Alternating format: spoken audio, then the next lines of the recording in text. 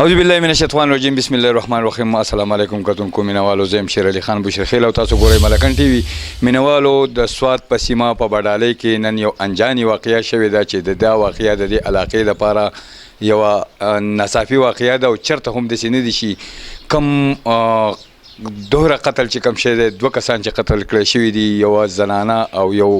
دغه زنانه اشنا چې کوم د خپل خاوند د لاسه په دې سلسله کې پولیس بالفور په هغه ټایم باندې چې د علاقې ګاونډ ته هم نو خبر خو پولیسو ته د هغوی د ذریعې نه اطلاع رسېدلی او دوی تللي او په هغه کیس باندې کار کړی هغه ملزم ارسټ کړی هغه یې ګرفتار کړی دی او خپل د تاڼې هغه تفتیش چې کوم قانوني کاروایي د هغه کړله نور تفصیلات به تاسو له د ډي سي پي صاحب نظر کوو ډي سي پي صاحب شیر حسن خان سرکل مدین موږ سره د بډالې د دوهره قتل کیس چې شوی دی بیګا نو د دې تفصیل صدا شان دي چې دا کم ملزم چې دی چا چې قتل کړی دی نو دا د مدرسې طالب العلم دی او په دویمه دی او که په درېیمه درجه کې سبق وایي د تقریبا د 12 نیمو نه وروستو یا 12 نیمې بجې د مدرسې نه فارغ شوی دی او چې څنګه کلي ته رسېدلی دی نو د خپلې رهایشي کومه کمره کې چې د سلیپینګ روم ته چې رسېدلی دی نو کنه کې کړی دی روټین مطابق معمول مطابق کنه کې چې کړی دی نو دته دروازه نه ده لرې شوې لکه وایي پورته دروازه نه ده لرې کړې نو د دې نه پس د دوباره کنه کړی دی او لږ شکي شوی هم دی نو څه ساعت وروستو چې دی نو دا سمدستي دروازه کولاوه شوې ده دی چې څنګه انټر شوی دی نو سمدستي د خپلې کمرې دروازه لاک کړې ده په دغه دوران کې یو هلک چې په دې کمره کې موجود و چې نوم یې عیان خان دی د کریم الله زوی دی دا اچانک د منې حمله ور شوی دی خو د ده سره د معمول مطابق تبرګۍ په لاس کې وه دی وایي چې ما مور ماته وي چې ته کله مدرسې ته ځې یا راځې نو ځان سره یا غټ لوړ لاټي چې ورته وایي او یا ځان سره تبرګۍ وړه چې ته لاره کې سپی راشي یا څه بل څه مسله درته راشي خپله ډیفینس پې کوي نو دوی ما سره تبرګۍ موجوده وه نو دی چې څنګه د مقتول عیان چې د منې حمله اور شوی دی نو سمدستي د پې وار کړی دی تبرګۍ سره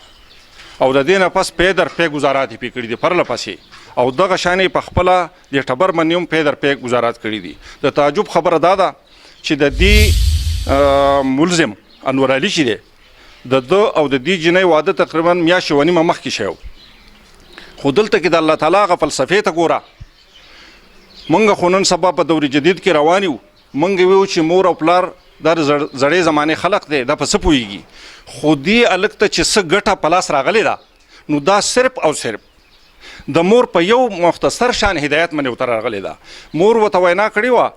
چې ته مدرسې ته ځې یا راځې نو ځان سره د خپلې دفاع دپاره څه شی وړه او نو په دغه موقع باندې د ده سره دا تبرګۍ په لاس کې وه خدا نه خواسته که د ده سره دا تبرګۍ په لاس کې نه وې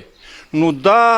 مقتولین چې دواړه دي د هلک او جنۍ د چا چې یارانه وه نو دا په ده باندې په باډۍ کې زورور دي نو لازم خبره ده هغوی به د خپل جرم پټولو دپاره بیا دی قتل کوو او یو بېله ایشو به جوړېده نو لکه څنګه چې عبدالقادر جیلاني صاحب چې دی د مور په یو مختصر هدایت باندې عمل وکړو چې 40 روپۍ ورته په ترخ جیب کې وګنډلې او ورته یې ویې چې بچیا هر څومره حالت د باندې راځي ته خو روانې علم حاصلولو له خو چې هر څومره حالت د باندې راځي خو ته به رښتیا وایې نو په لاره کې هغه ډاکوان ورته ناست وو او هغوی ته هغه رښتیا ووي نو هغوی ته وایي چې ماشومه تا نه خو موږ خبر نه و چې یاره دا څه مسله ده نو هغوی چې نه زما مور ماته دا هدایت کړي نو د مور په یو مختصر هدایت باندې دته دونې کامیابي ورسېده نو موږ فوري طور چې دی نو دا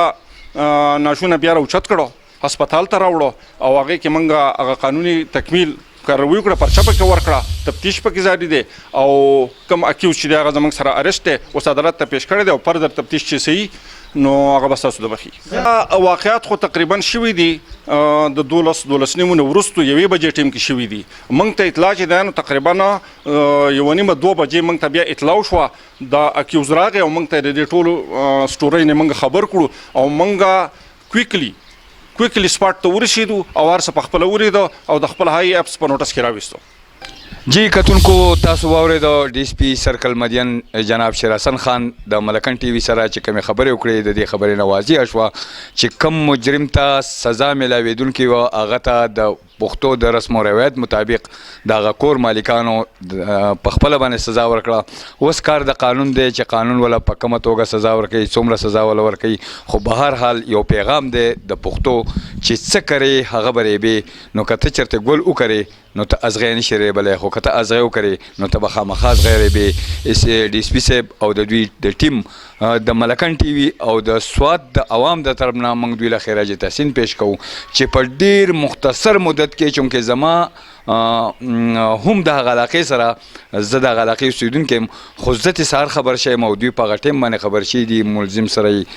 ارشت کړی او په یو طریقه کار باندې هغه راوستی دی او نن یې هغې لېږلی تفتیش له تللي دي انکوایرۍ له تللي دي نو په دې کیس کې چې نور کم پیشرفت کېږي هغه به مخې ته راځي. به هر حال د ډي اس پي صاحب خبرې د مدین د تاڼې خبرې هغه تاسو واورېدې. زه شیر علي خان بشرخیل د اوسني پروګرام نه اجازت غواړم. ښاد او آباد اوسئ.